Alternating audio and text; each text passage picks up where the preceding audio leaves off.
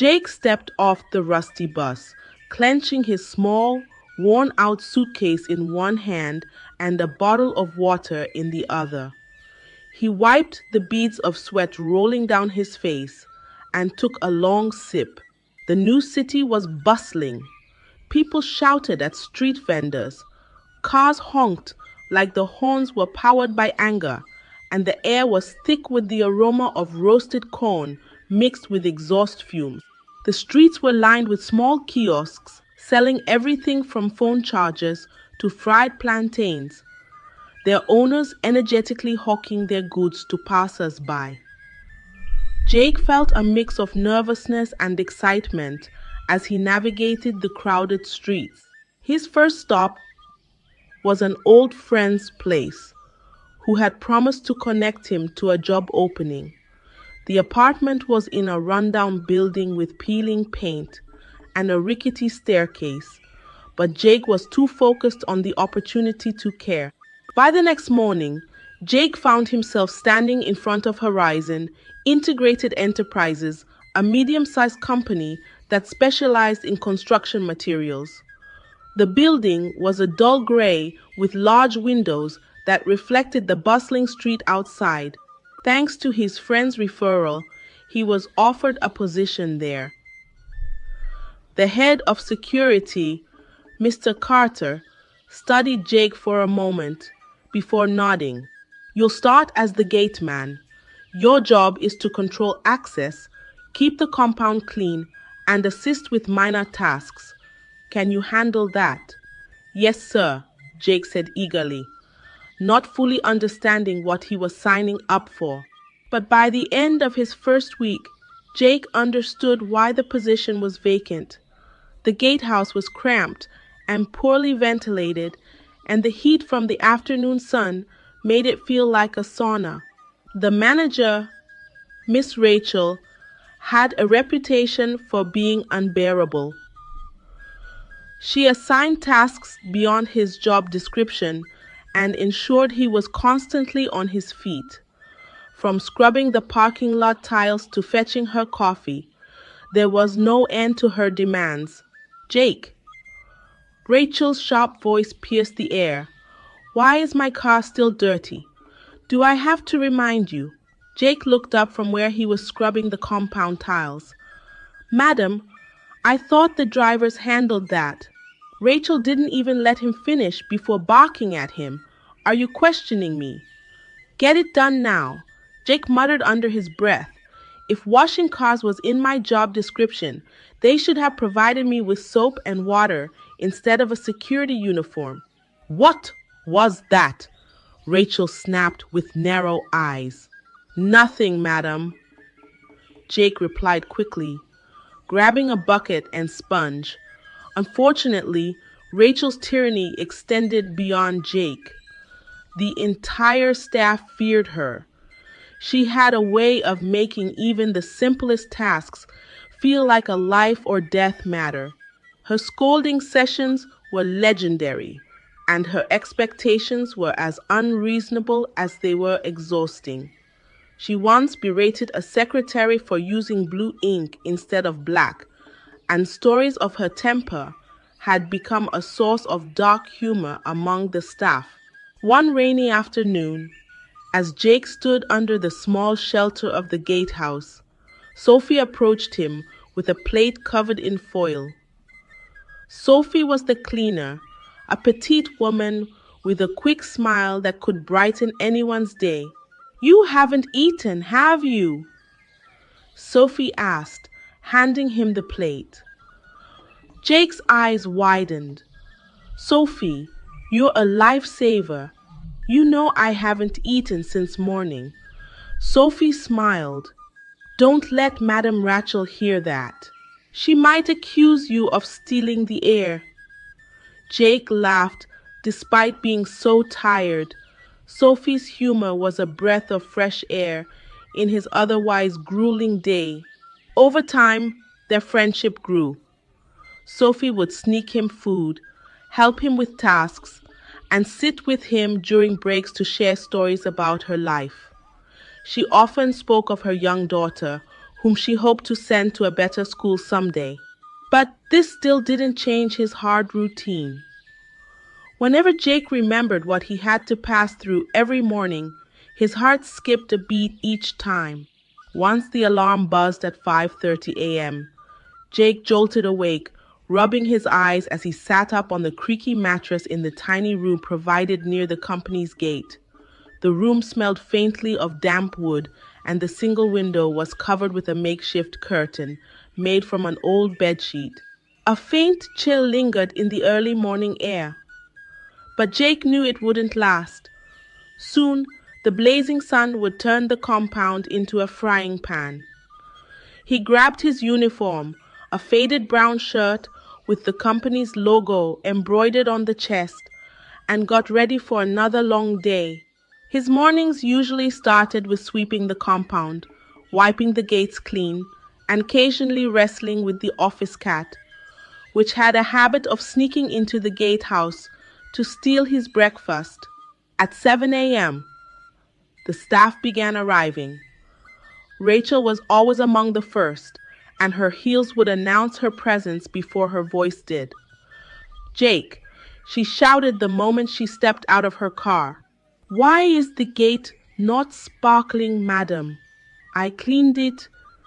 "Yesterday is not today," she snapped. "And while you're at it, make sure my parking spot is spotless. I don't want a single leaf in my sight." Jake sighed and picked up his broom. The compound was already clean enough to eat off, but he knew better than to argue.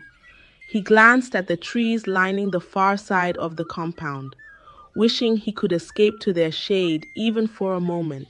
Later that morning, as Jake scrubbed Rachel's car for the third time that week, Sophie appeared with her ever-present smile.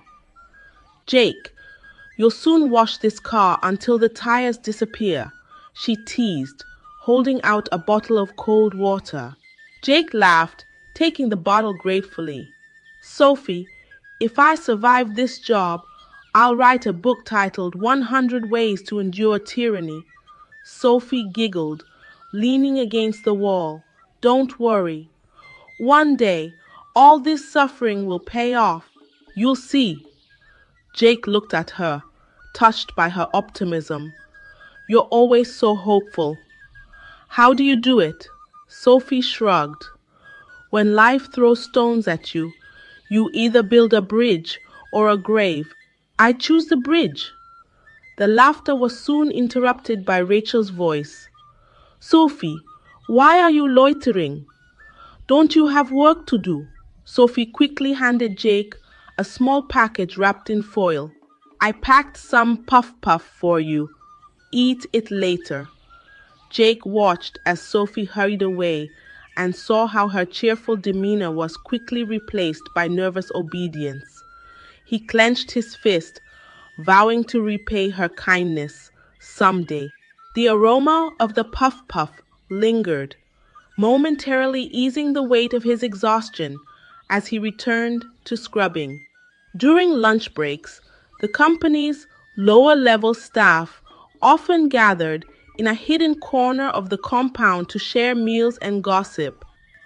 Jake soon became a regular member of this circle, where Sophie, Mr. Carter, and the secretaries Lena and Clara were the main contributors. "Do you know Madam Rachel has yelled at me 5 times today?" Clara said one afternoon, fanning herself with a folder, "and it's not even 2 p.m. 5. Lena snorted. "You're lucky. Last week she made me rewrite a report 3 times because she didn't like the font." Jake chuckled. "At least you're dealing with papers. She made me mop the parking lot during a thunderstorm last week. It was like trying to mop up the ocean." Sophie rolled her eyes. "One day, someone will put her in her place." "By someone, you mean God," Mr. Carter muttered, "because no mortal can survive her." The group burst into laughter, but it was quickly cut short by the sound of Rachel's heels clicking sharply on the pavement. The group scattered like mice, pretending to be busy. One evening, after most of the staff had gone home, Jake sat outside the gatehouse, sketching in his notebook. He had a talent for drawing, and it helped him escape the stress he faced at work. As he shaded the outline of a new idea, which was a potential logo for a future business, Sophie appeared, holding 2 cups of tea. "Jake, what's that?" she asked, offering him one of the cups. "Just an idea I've been working on," Jake said, closing the notebook quickly. "It's nothing." Sophie tilted her head. "Nothing doesn't look that good. Tell me, what's your plan?" Jake hesitated, then sighed. "I dream of starting my own company someday, something simple but mine." Sophie smiled. "You will, I believe in you." Unfortunately, the conversation was interrupted by Rachel, who appeared out of nowhere, her ever-present clipboard clutched in her hand. "Sophie, what are you doing here?" "If I see you near this gatehouse again, you're fired," she barked, her eyes narrowing. "I'm a runaway." But Jake stood his ground, glaring at Rachel. For the first time, he felt a surge of defiance. He didn't say anything, but inside, he promised himself that one day she would regret her actions. As Rachel stormed off, muttering under her breath about lazy staff, Sophie leaned toward Jake and whispered, "Sometimes I think she has a radar for happiness. She's allergic to it." Jake stifled a laugh, but gave her a quick nod of agreement before returning to his sketches. The resolve in his mind was growing stronger with every unfair order from Rachel. The following week, the staff received an email. The CEO of Horizon Integrated Enterprises would visit the office next month. The news sent shockwaves through the company. Rachel immediately went into overdrive, assigning new tasks and berating anyone who didn't meet her standards. "Jake!" she barked one morning, stomping into the gatehouse, her clipboard tapping furiously against her thigh. "Repaint the gate. It needs to look brand new." "But madam, the gate was painted last month," Jake replied, trying to remain calm. "Did I ask for excuses? Do it now," she snapped, adding a new note to her clipboard. "And don't forget to polish the company emblem. It has to shine like gold." Jake sighed and nodded. Over the next 2 days, he repainted the gate, scrubbed the company towels, and polished the emblem until he could see his reflection in it. Rachel was relentless, determined to impress the CEO at any cost. She had heard speculations that he was a young, eligible bachelor, so she was just trying to play her game well to see if she could possibly captivate his heart. The day of the CEO's visit finally arrived. The staff dressed in their best outfits. The office sparkled, and even the air felt different. Rachel wore a fitted dress that screamed, "Look at me," and her heels clicked louder than ever. The entire office was in a state of controlled chaos as Rachel barked orders like a drill sergeant. "Lena, make sure all the files on my desk are aligned perfectly. I don't want a single piece of paper out of place," she snapped, glancing at her reflection in the glass window. "Yes, ma'am," Lena replied, rolling her eyes the moment Rachel turned her back. "Clara, double-check the coffee machine. If it serves lukewarm coffee, I'll hold you responsible," Rachel continued, her voice echoing through the office. Clara muttered under her breath as she hurried off, "As if I'm the coffee machine's engineer." Jake, who was still in his Gateman uniform, watched the commotion from his booth. A knowing smile played on his lips as he polished the newly painted gate one last time. No one noticed the quiet confidence in his demeanor. As the staff gathered in the conference room, Rachel tried to rehearse her presentation. When the CEO arrives, I'll greet him with a firm handshake and say, "Welcome, sir. We've been eagerly anticipating your visit." She paused and then turned to the staff. "Does that sound professional?" The employees exchanged amused glances but nodded. None of them dared to point out the obvious, that her desperation to impress the CEO was painfully transparent. "Good," Rachel said, smoothing her dress. "Now remember, no one speaks unless spoken to, and whatever you do, don't embarrass me." Suddenly, the door to the conference room swung open and all heads turned. To everyone's surprise, it wasn't the CO who entered but Jake, still dressed in his faded Gateman uniform. Rachel's face twisted in irritation. "What are you doing here, Jake?" "This is a meeting for senior staff only," she hissed, her voice sharp. He smiled calmly. "I thought I should be here for the big occasion." Rachel scoffed. "The only occasion you belong at is outside, guarding the gate. Get out before I fire you." But Jake ignored her and walked toward the head of the table. He then pulled out the CEO's chair and sat down. The staff were all shocked at his boldness, and a murmur rippled through the room. The acting CEO then stepped forward.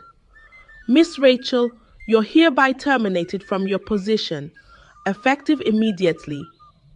But, Rachel stammered, and Jake added, "I'll be pursuing legal actions against you for assault." It's time you learned that actions have consequences. Before Rachel could respond, two security officers entered the room. The acting CO gestured towards her. "Escort her out." As the officers led the way, Rachel's cries echoed through the hallway. Her high heels clattered loudly on the tiled floor, a stark reminder of her once dominant presence. The staff watched in stunned silence, unable to believe what they had just witnessed. A faint murmur ran through the group as the reality of the situation began to sink in. After Rachel was gone, Jake turned to the rest of the staff. "I want to thank all of you for your hard work, despite the challenges you faced. From today onwards, things will change. This company will be a place where everyone is valued and respected." The room erupted in applause, and for the first time, the employees felt a sense of hope. Some of them exchanged relieved smiles, while others wiped away tears of joy. For many, this was a moment they thought would never come. After the meeting, Jake found Sophie near the staff lounge, cleaning a stubborn stain on the counter. He gently tapped her shoulder. "Can we talk for a minute?" Sophie turned, startled. "Jake, is everything okay?" Jake nodded. "Yes, everything is more than okay. I wanted to share something with you." He led her to his office, a space that had been Rachel's domain not long ago. Sophie sat hesitantly in one of the plush chairs. Jake took a deep breath and began to explain his true identity and the purpose of his undercover mission. Sophie listened intently, her eyes widening with every word. "You want me to be your assistant?" she asked Jake in disbelief. Jake chuckled. "You've been assisting me unofficially for months. It's only fair to make it official." Sophie hesitated. "But I don't have any experience with office work," Jake interrupted. "But you have a degree, you have a good heart, and a strong work ethic. That's all I need." Jake handed her a letter. It was a formal offer for the role of assistant to the CEO with a generous salary. Tears welled up in Sophie's eyes. "Jake, I don't know how to thank you." Jake smiled. Start by dropping that mop. The first thing Jake did as CEO was to clean up the toxic work environment Rachel had created. He held a meeting with all the staff to hear their grievances. The staff gathered in the conference room, a mix of nervousness and anticipation filling the air. For the first time, they felt they could speak freely. Lena, the secretary, spoke first. Sir, Madam Rachel used to make us work overtime without pay, Clara added, and she docked our salaries for the smallest mistakes. Jake nodded, his pen moving swiftly across his notepad. Anything else? One of the maintenance workers raised a hand. She'd also humiliate us in front of everyone for minor errors. It was demoralizing. Jake listened carefully, taking notes. When everyone had spoken, he stood and addressed the room. From today, things will change. You all will be treated with the respect you deserve. I can't fix the past, but I promise to build a better future for this company. The room erupted in applause. With Rachel gone, the company flourished. Morale improved, productivity soared, and Jake proved to be a fair and compassionate leader. The office, once filled with tension, now buzzed with positivity and renewed energy. Sophie quickly adapted to her new role, learning the ropes with Jake's guidance. Their friendship deepened as they spent more and more time together. Sophie often stayed late to help Jake brainstorm new ideas, and their shared laughter often echoed through the now welcoming hallways of the office. One evening, after a pleasant day at work, Jake invited Sophie to dinner.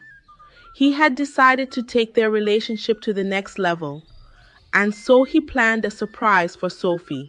The venue was a private dining room transformed into a beautiful space with flowers, candles, and a small table set for two. Sophie walked in, her eyes widening in surprise. What's going on? Jake stepped forward, holding a small box. Sophie, you've been my rock through the toughest times. You believed in me when no one else did. I don't just want you to be my assistant. I want you to be my partner for life. He opened the box, revealing a simple but elegant ring. Sophie gasped, her hands covering her mouth. Jake, I don't know what to say. Say yes, Jake said with a grin. Tears streamed down her face as she nodded. Yes. 1,000,000 times yes. And that was the beginning of their beautiful lives together. The company thrived under Jake's leadership, and his partnership with Sophie became a beacon of hope and inspiration for everyone who knew them. Together, they proved that kindness, respect, and determination could turn even the toughest situations into success stories. In life, kindness and respect can transform even the most challenging situations into triumphs. Jake's journey from an undercover CEO to a compassionate leader proves that true leadership is built on fairness and empathy. With Sophie by his side, their partnership became a beacon of hope, inspiring everyone around them to believe in the power of determination and heart. Let this story remind us that with the right values, we can create a world where everyone feels valued and empowered.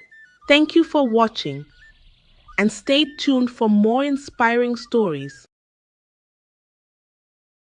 Once upon a time, in a bright and busy village, lived a couple named Fatima and Lao.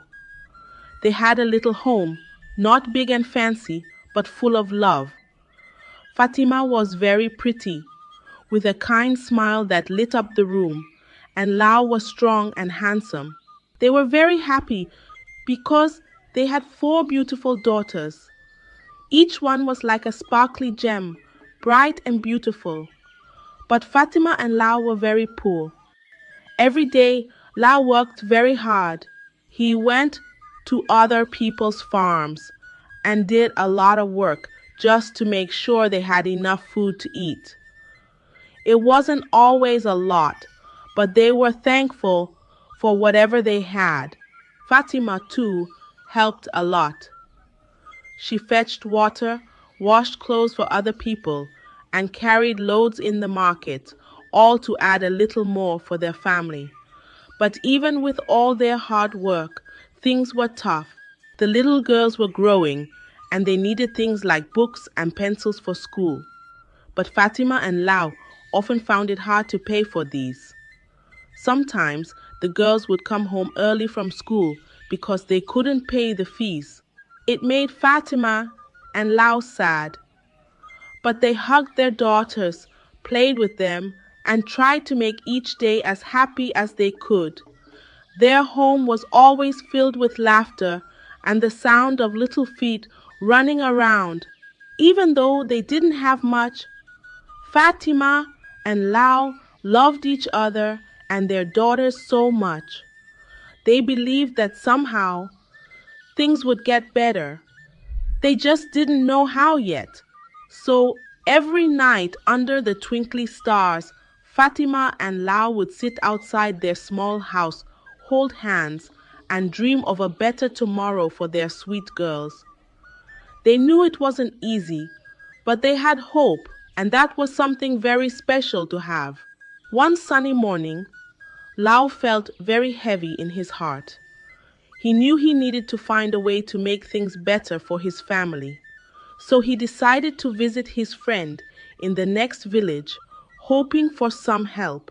He walked a long way under the big blue sky, thinking about his little girls and Fatima.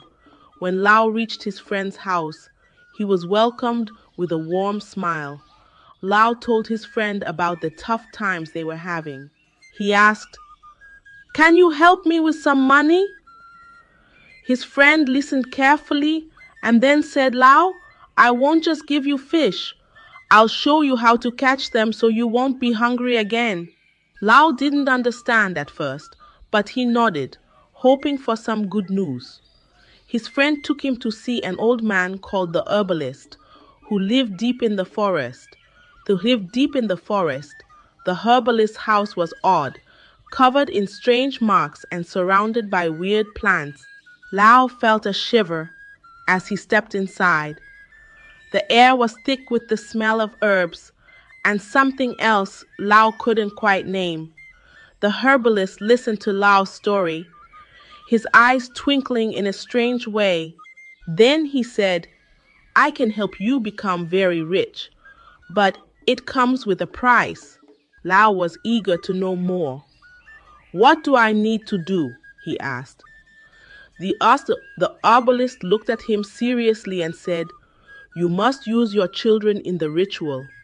They won't die, but they will suffer." Lao was shocked and horrified. He couldn't believe what he was hearing. "I can't do that," he said.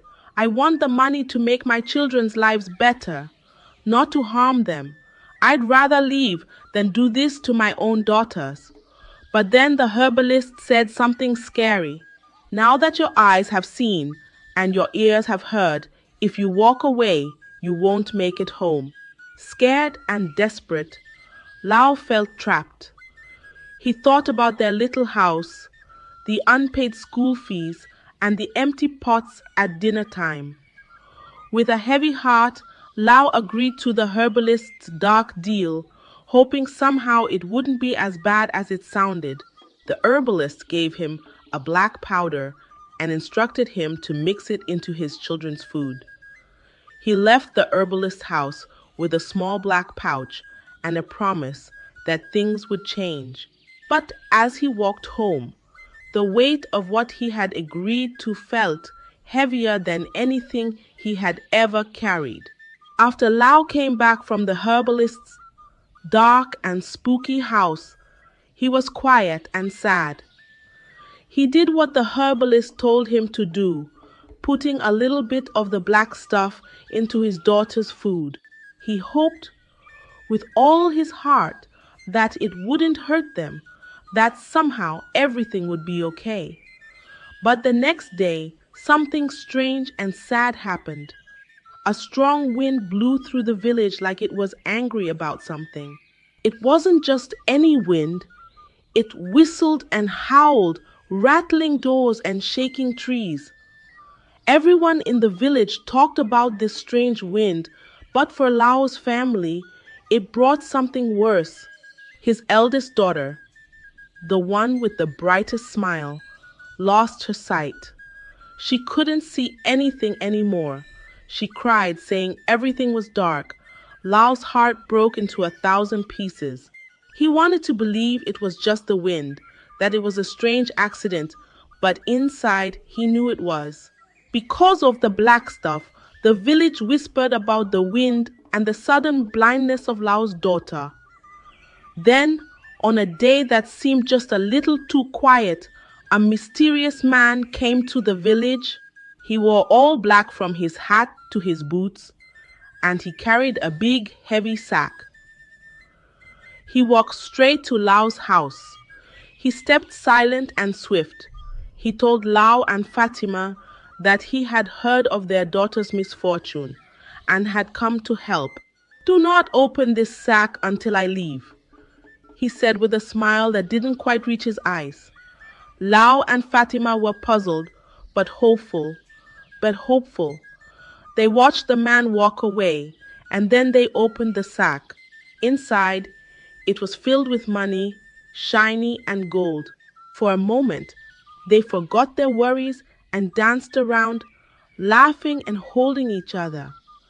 They thought this was the end of their troubles, that maybe the herbalist's deal wasn't so bad after all. But as the coins glittered in the sun, Fatima looked at her daughter, still unable to see, and felt a chill. The stranger had left them wealth, but the strong wind had taken something far more precious. Lao tried to calm her fears, saying it was just a twist of fate, but he alone knew that this was just the beginning. He had made them pay a price for the coins, a price that was too high, and his wife, Fatima, knew nothing about it. With the sack of money, Lao and Fatima's lives changed completely. They bought big farms and the largest store in the market. Their home was no longer small and shabby. It became a big, beautiful house with many rooms. Lao and Fatima were now rich, and everyone in the village admired them. Their daughters, too, enjoyed the new luxurious life. They wore the prettiest clothes and had the most beautiful things. They ate the best food and never went hungry. People in the village started calling them princesses because of their new wealth and fancy lifestyle. But even with all the money and new things, there was still sadness in their home. Lao's eldest daughter was still blind. Fatima often begged Lao to use some of the money to take her to a healer, but Lao always said, "No, that's her destiny." Lao would say with a heavy heart, "We can't change it. We can't." Fatima felt sad for her daughter, but she didn't know what to do. She trusted Lao and believed that he knew best. The villagers sometimes whispered about the blind girl and wondered why Lao didn't try to help her, but no one dared to ask him directly. So while the family enjoyed their new wealth, there was always a shadow of sadness in their hearts. Lao and Fatima tried to focus on the good things, but deep down, they knew that their happiness had come at a great cost. 2 years passed, and Lao and Fatima continued to live a life of luxury. Their farms were prosperous, and their store was the biggest in the market. Their daughters enjoyed the finest things, but the shadow of the first sacrifice still lingered. Then one day, the herbalist sent for Lao. Lao knew what this meant. He went to see the herbalist, who told him it was time to renew his wealth. This time, the sacrifice had to be his second daughter. Lao felt his heart sink. He didn't want to harm another child, but the herbalist warned him again. If he didn't make the sacrifice, he would lose all his wealth and go mad. Lao felt trapped. After much fear and reluctance, he agreed. He returned home with a heavy heart and mixed another black powder into his children's food. The next morning, his second daughter couldn't speak or hear. She became deaf and dumb. The family was heartbroken, and Fatima cried for her child. But Lao told her it was destiny, just as he had before. A few days later, the same mysterious man in black appeared at their door. This time, he said he was traveling and asked to stay the night. By morning, he was gone, but he left behind another big sack of money. Lao and Fatima opened it and found it filled with money again. They were rich once more. Fatima begged Lao to use some of the money to help their second daughter, but Lao refused. He insisted it was her fate, and there was nothing they could do. Fatima started to feel suspicious, but stayed silent, not knowing what to believe. The family continued to live in luxury, but now with two daughters who were suffering. Lao and Fatima tried to enjoy their wealth, but the price they had paid weighed heavily on their hearts. The pattern repeated itself: a visit to the herbalist, a new affliction for another daughter, and a visit from the man in black with his cursed gifts. With each cycle, the family's wealth grew, and so did the silence in their home. Laughter became rare, and smiles were strained, as if they were trying to remember how they used to curve. Fatima watched her daughters change. Once full of mischief and mirth, they now moved through their days with a quietness that was too heavy for their young shoulders. She saw Lao's once bright eyes grow darker with each secret he kept buried, each deal he struck in the shadows. Fatima began to feel that something was very wrong. She couldn't understand why their daughters were suffering so much while they had so much money.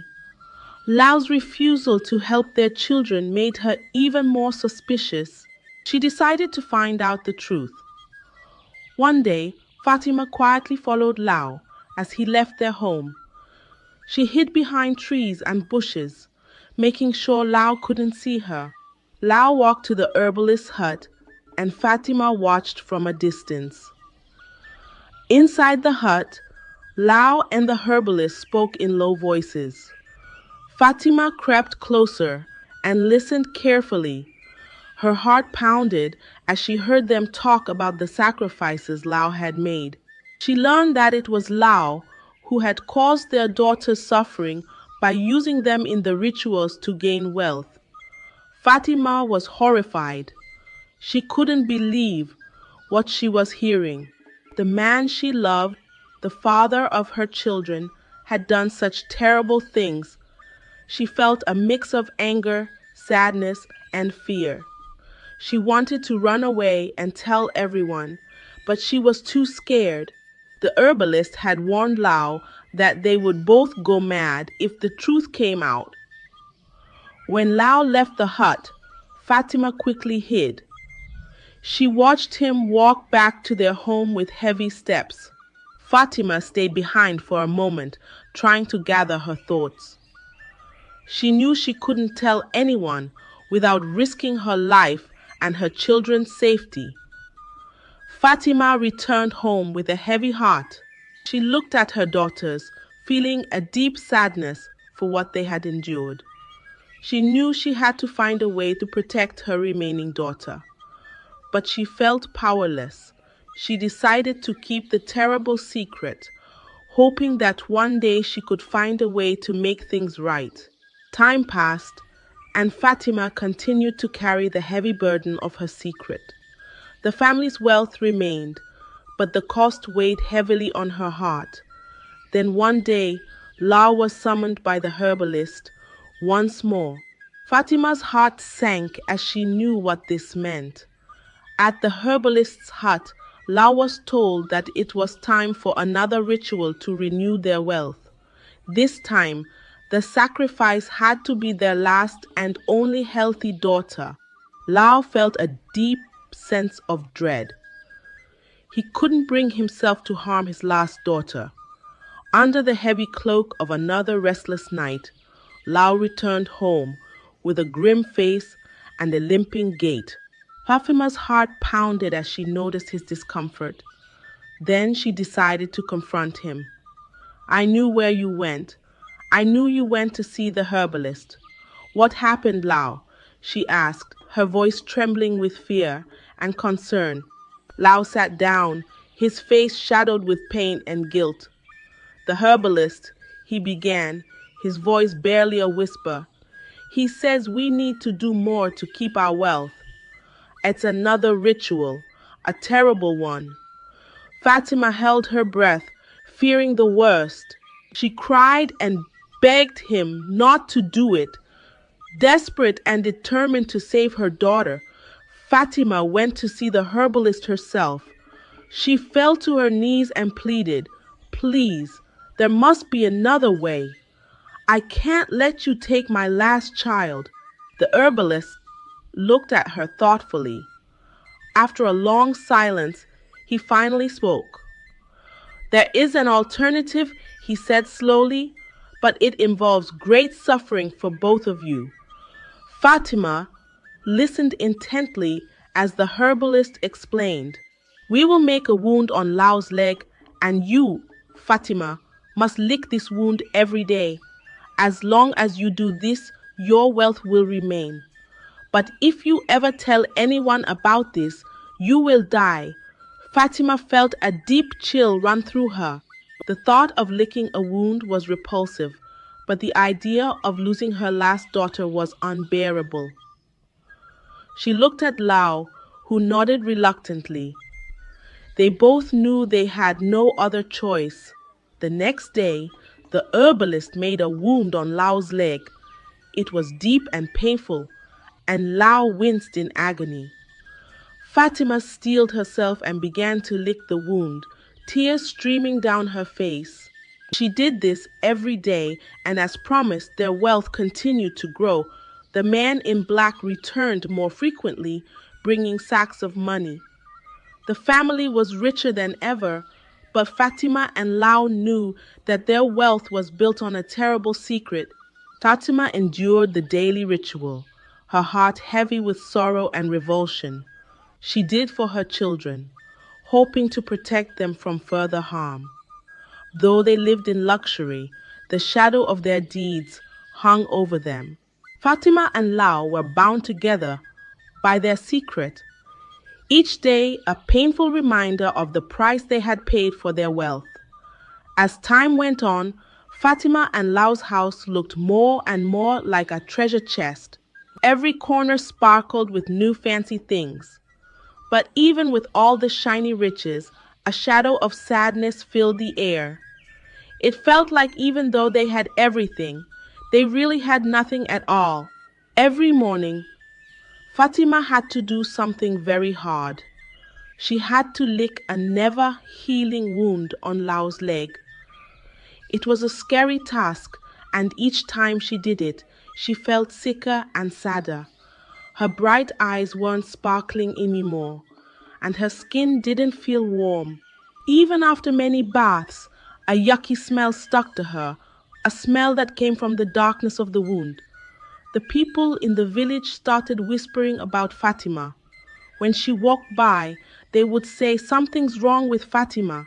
The kids who used to run up to her with big smiles now stayed far away, making faces because of the bad smell. Fatima was really lonely. Her friends stopped coming by to chat.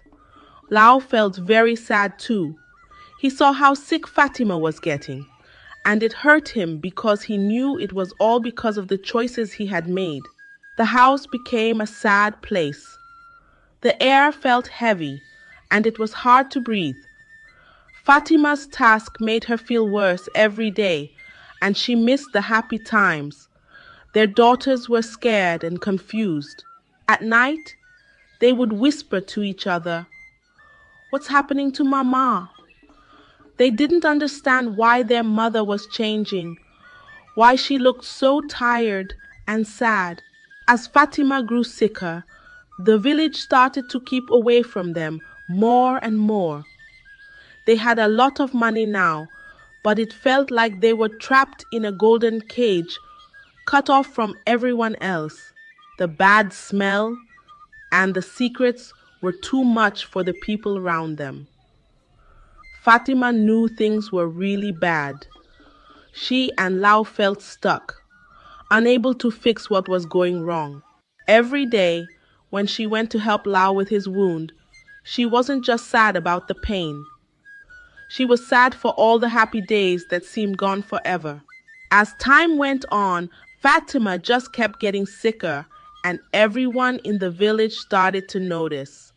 There was a bad smell that followed her everywhere, and people couldn't stop talking about it. It was clear something very wrong was happening in their once happy home. One sunny morning, the village elders, who looked very worried, gathered under the big tree in the middle of the village. They had been watching Fatima get worse and felt they had to do something about it.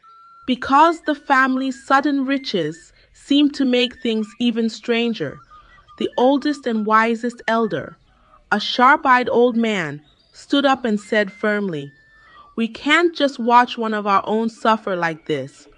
We need to find out what's really going on." Everyone around nodded, feeling scared but knowing it was the right thing to do. With brave steps, the elders went to Lao and Fatima's house. They went to Lao and demanded that he take Fatima to a healer. Lao, looking tired and sad, tried to tell the elders it was just a sickness that would pass. But the chief elder wasn't fooled. "We need to see what's causing this. Lao, ask the truth. Now is the time," he demanded. But Lao refused at first, fearing the secret would be revealed. The villagers insisted. They sent strong men to Lao's house to take Fatima to the healer by force if needed. The men arrived and found Fatima very weak, and found Fatima very weak and sick. They gently took her to the middle of the village, where the healer waited. Lao tried to stop them, but they tied him up to keep him from interfering. At the healer's place, the villagers gathered around, eager to learn the truth about Fatima's illness. The healer began her rituals, chanting and waving her hands over Fatima and Lao. She looked at them with piercing eyes and said, "Tell us what you have done." The truth must come out. Lao and Fatima were scared. They tried to stay silent, but the healer insisted, "The truth will set you free." Lao and Fatima were terrified, but they knew they could not hide anymore. Lao took a deep breath and confessed, "I used our daughters for rituals," he said, his voice trembling. "The herbalist told me to do it, and I agreed. I put black powder in their food, and that's why they suffered." Fatima sobbed and added, "I licked the wound on Lao's leg every day to keep our wealth. I did it to save our last daughter, but I grew sick because of it." The villagers gasped in horror. They couldn't believe what they were hearing. As Lao and Fatima finished their confession, something miraculous happened. Their eldest daughter, who was blind, suddenly regained her sight. The second daughter, who was deaf and dumb, could hear and speak again. The third daughter, who had been ill, became healthy and strong. The villagers were amazed and relieved, but their anger towards Lao and Fatima grew. The village elder stood up and declared, "Lao, for your terrible deeds you will be punished. You have brought great suffering upon your family and our village." Suddenly, Lao screamed and ran mad. He tore at his clothes and ran into the bush, shouting and laughing wildly. The villagers watched as he disappeared into the forest, never to be seen again. The elders then turned to Fatima. "You should have spoken up earlier," they said. "You have also caused pain and suffering by keeping this secret. You are banished from our village." Fatima cried and begged for forgiveness, but the elders were firm. She left the village, her heart heavy with sorrow. She hoped her daughters would forgive her someday. The villagers, filled with compassion, took in Fatima's daughters. They cared for them, raised them as their own, and made sure they were happy and healthy. The daughters grew up surrounded by love and support from the entire village. And so, the tale of Fatima and Lao ended with a powerful lesson for everyone. The pursuit of wealth at the cost of family and integrity leads to great suffering. True happiness comes from love, honesty, and caring for one another. The village continued to thrive, and the story of Fatima and Lao was told for generations as a warning and a reminder of what truly matters in life. I hope you enjoyed the tale. If so, please like the video, share it with your family and friends, comment on it, and don't forget to subscribe to the channel and turn on the notification bell for more enchanting tales like this one. Goodbye.